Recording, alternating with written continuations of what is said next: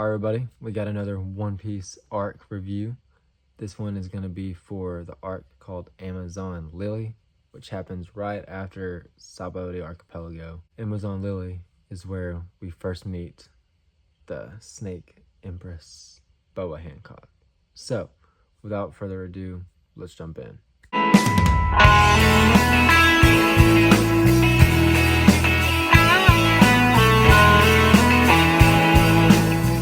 So, you're right after the big, Kuma slapping everybody out of existence scene.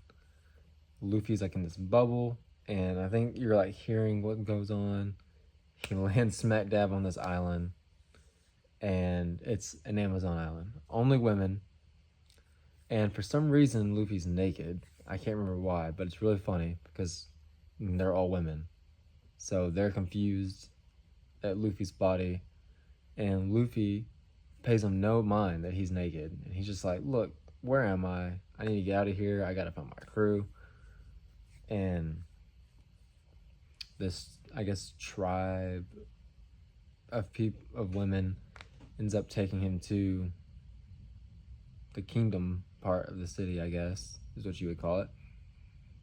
And this is where he meets Boa Hancock. They're like, you know what? No men here. You need to die. So they set up this big arena where Luffy now has to fight her sisters, who have snake devil fruits. They can turn to big old snakes. And it seems as if he is getting his butt whooped a little bit. But then the next thing you know, he's had enough, and this knocks out everybody in the crowd. And you're like, what the heck did he just do? You know, what was that? And so he grabs the snake princess's attention. She invites him into the palace where she's bathing. And he ends up seeing this mark on her back, which is super shameful.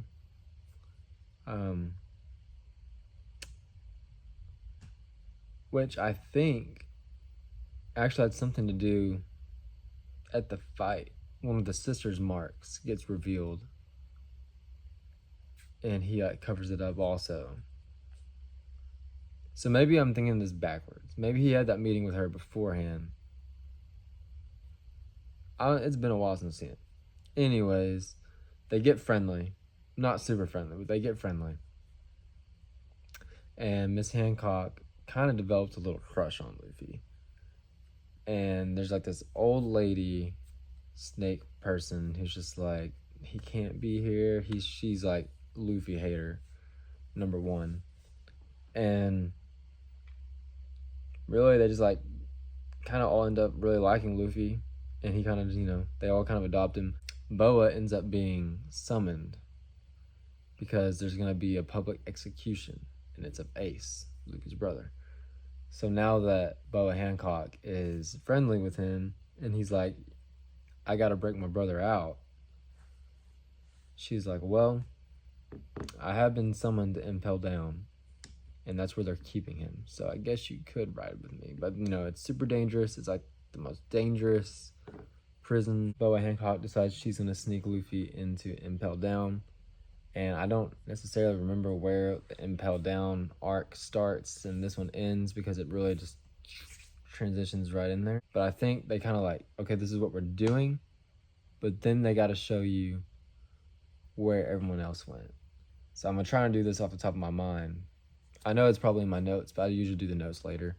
Zoro ends up on this dark, gloomy place. And Perona is there also from Thriller Bark. And I don't know, someone else is there, but I don't know if that gets revealed here or not. I should probably check my notes to see if that happened. Maybe spoiler, maybe not. Mihawk is also on this island. This is where Mihawk lives, is where Zoro landed. Usopp lands on this island where everything's big. There's a lot of crazy plants that can be used for different things.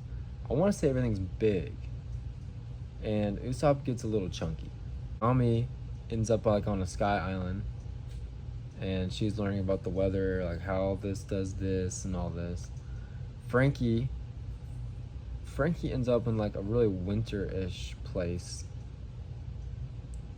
I don't think I know where exactly it is. And then Chopper lands on a island that's like inhabited by giant birds and cavemen. These are my favorite three, actually. So Brooke Brooke lands in the middle of a satanic cult, which is hilarious. I hate Satanism in my entertainment. I do. But the fact that there was a Satanist like cult they're like trying to like get revenge on a nearby tribe, so they decide they're gonna like summon Satan. Brooke lands right there. He stands up and he's a skeleton, so they're like, we did it. He kind of like plays into it just to kind of like get what he wants. Sanji lands in California. I don't know how else to describe it. No, he lands in, it's got a name, I can't think of the name of it, but there's a woman there. He's chasing after this woman. She turns around and she ain't no woman, if you know what I'm saying. So he lands on cross-dressing island, I guess. I don't know I can't remember what it's called. A very important character resides there, but we have not met them yet, so I don't want to say too much. It's very funny because Sanji, oh man, it's hilarious. I think some people get offended by it. I'm sure people get offended by it. I thought it was hilarious because it's hell for him. You know what I'm saying? Like, watching him freak out was so funny to me. But my favorite one, which I haven't gotten too much more of it, but it needs to be addressed, is where Robin ends up. Robin ends up on this place where everyone's poor and they're building a bridge. She ends up getting rescued by the Revolutionary Army. Yeah, she is saved by the Revolutionary Army and ends up getting to work under Luffy's dad. And like, you don't see much of it at all. And it's like, dude, this is wild. Like, she ended up working for the Revolutionary Army under Luffy's dad, and we don't get to see like much of anything of it. But where she landed, her little episode or two, whatever they give, were the best. They were just like, oh, storytelling. So that's really my breakdown there by memory. I thought Amazon Lily was fun.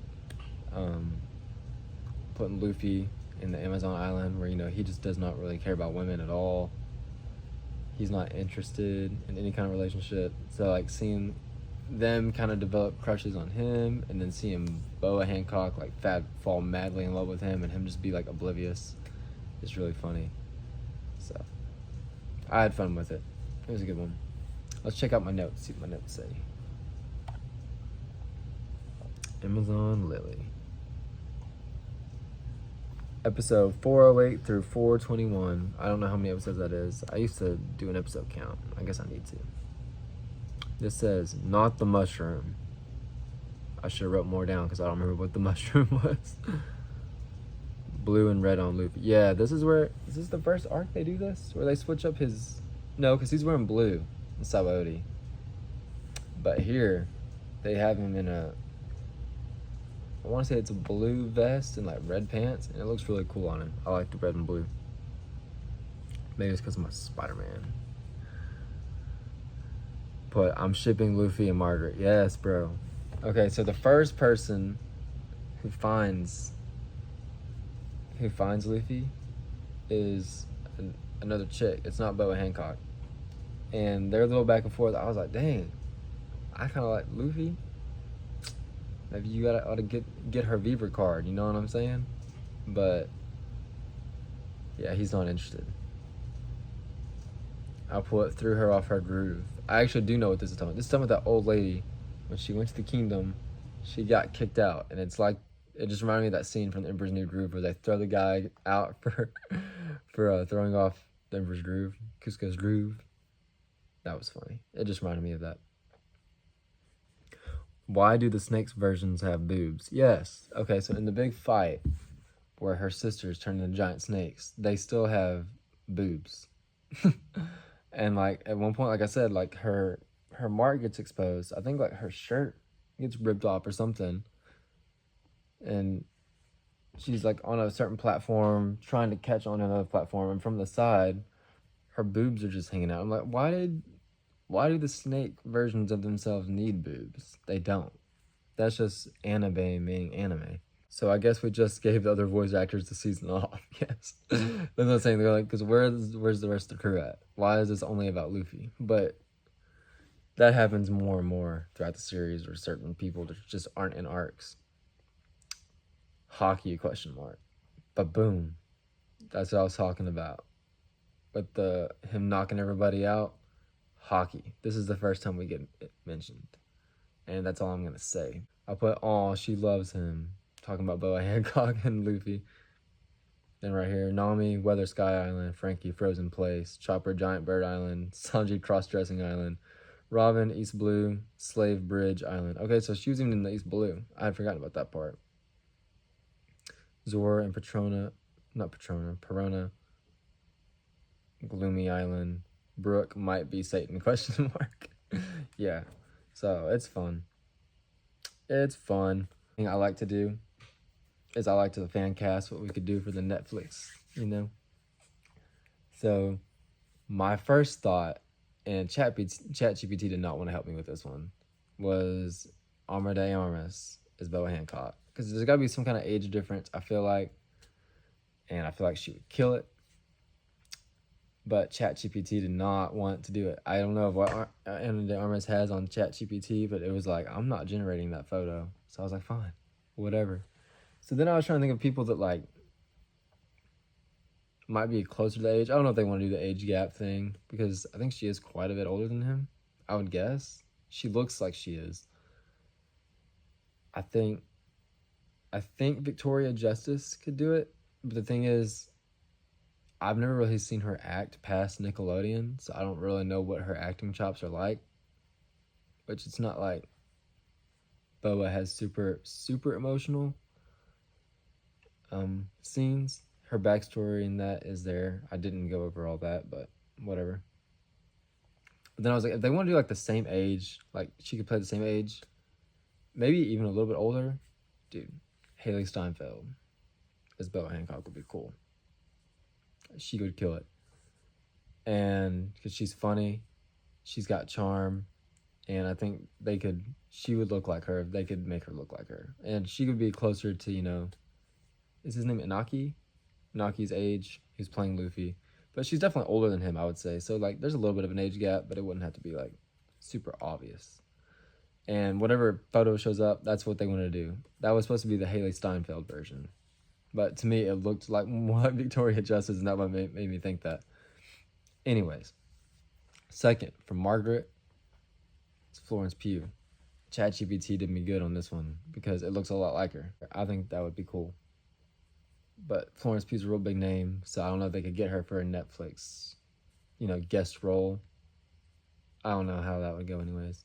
But then the one I'm pretty proud of is Carol Kane as the old lady whose name I cannot think of. It's like Gloriosa.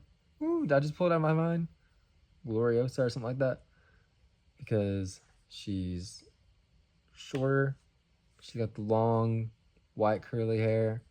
And like, I watched the dub. Bro, no shame. Okay? You can shame me if you want. Whatever. All the clips and stuff I watch on Instagram are not the dub. They're all sub. So I've seen a little bit of both here and there, but I'm watching the dub. And she even kind of has like a little bit of a raspy kind of voice. And I was like, yeah. My mind goes to The Pacifier, because I grew up on that movie, The Pacifier. I'm like, bro, that lady from there, she was also in the Unbreakable Kimmy Schmidt, or whatever that show was called. I'm like, she would do good at that. So those are my fan casts for this season. I don't think I did any other ones. So you agree? Don't agree? Let me know what your favorite parts of Amazon Lily are in the comment section below. And yeah, currently I'm in Wano. I made it to Wano, guys. I'm like 5 episodes in, loving it. So yeah, like I said, hopefully I'm gonna be able to do these a little more often than usual. Let me know what you think in the comment section below, and I'll see you next time.